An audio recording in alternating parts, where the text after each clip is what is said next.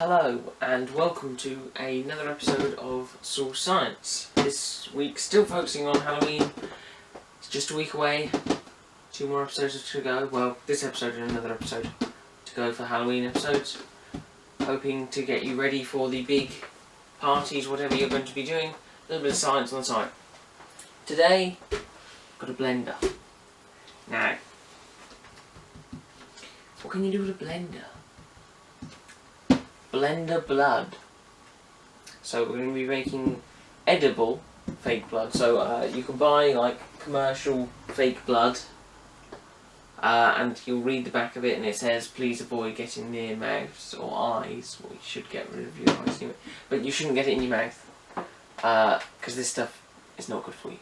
It looks nice, so it's good for that, but it's not edible. So if you want to have like blood dripping here or something, or blood gushing out of your nose, it's not always the best to use because you might end up with it in your mouth, and yeah. So we're going to be making edible fake blood. Now we're going to need a blender, we're going to need a few different things, but we'll make that as we go along. The other thing you need is plenty of pieces of kitchen roll to test it on and to wipe up any mess. So the first thing you would think of with fake blood would be the easiest one, which is tomato sauce. You just squirt a bit on there.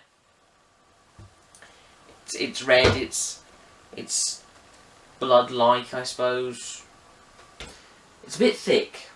It's not runny enough, and it's a bit tomato red, not blood red. It's not quite the right colour. Okay, so that's just very basic of edible fake blood. Obviously tomato sauce is edible, but that's not what we're going to do. So we're going to start with the blender. We're going to put a few things in it. So you're going to start off with blackcurrant squash. Okay, it doesn't matter what concentration, just blackcurrant squash. It's a red juice. Will work fine.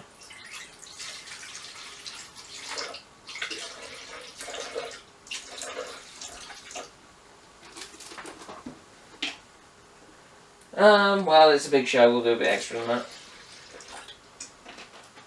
that. There we go. How much? Exactly that much. To that, we are going to make it even more red by adding a little bit of red food colouring.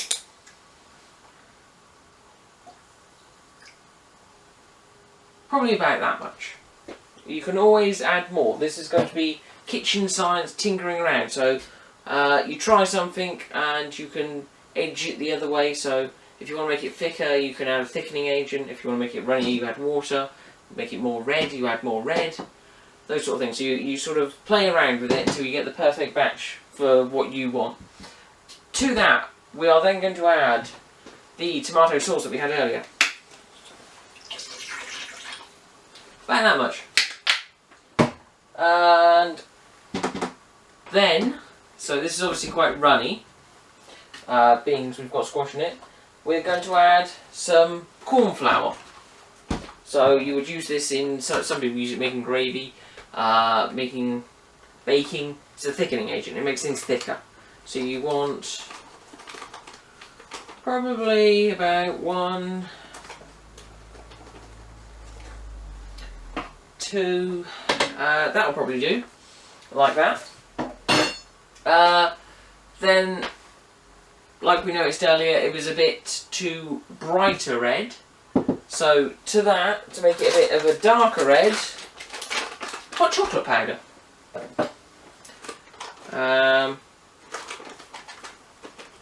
Probably about that much of that. That will also help thicken it, as well as make it darker. And then the final thing, which most recipes don't actually say, and I'm going to give you this tip, is just to get the colour just that bit better, is you add a couple of drops of green food colouring.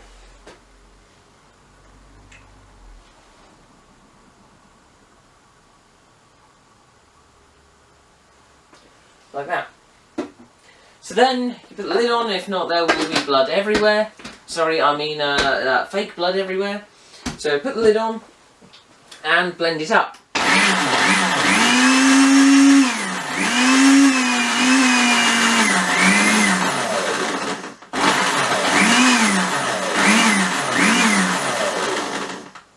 Then the way you test it again is you get your piece of kitchen roll, like so, and why wouldn't you use a syringe to get some out, because why not, that looks kind of cool. And you squirt a bit on the cloth. Now what you'll notice is it's a bit pinky in this case, so what we'll do is we'll add a bit more of the red food colouring. That should make it a bit redder. It may be a tad on the runny side, so we'll add a bit more of the corn flour, like that. Put the lid on again because we don't want to make a mess.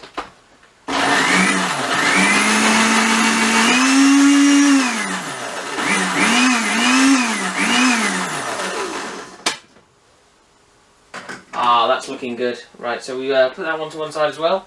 Then get another cloth.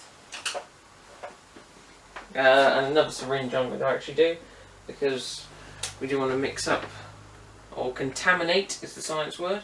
So we'll take a bit of that one up and squirt that down.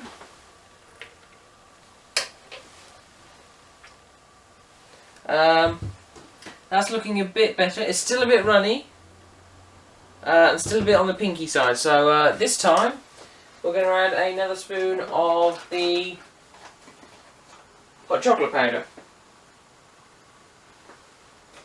like so. Then we'll blend it up again.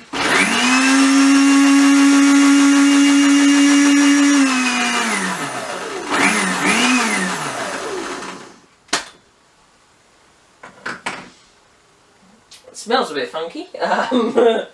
Let's take another syringe of this up. Get another cloth again.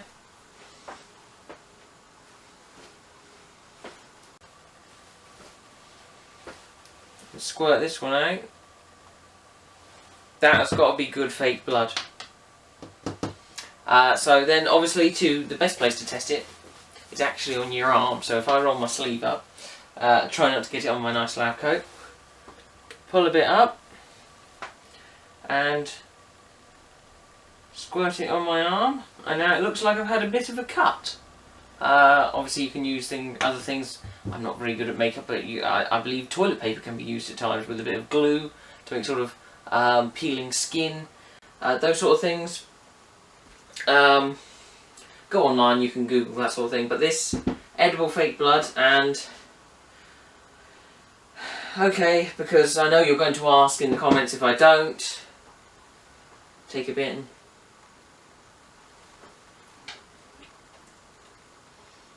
yep, it definitely tastes of something. So there we go. Then if you find a good batch, you can just keep it in a bottle. I would suggest keeping it in the fridge. Obviously mark it saying fake blood. Don't put it in a squash bottle and put it in there and then someone tries to make a drink out of it. I suppose you could as a prank if you wanted. But there you go. So edible fake blood. Remember, don't try this at home, try it at a friend's home. Check out our Facebook, Twitter, Instagram, Google+, and our website, which is currently being updated. Thanks for watching, happy Halloween, and see you next time. Jordan, clean up.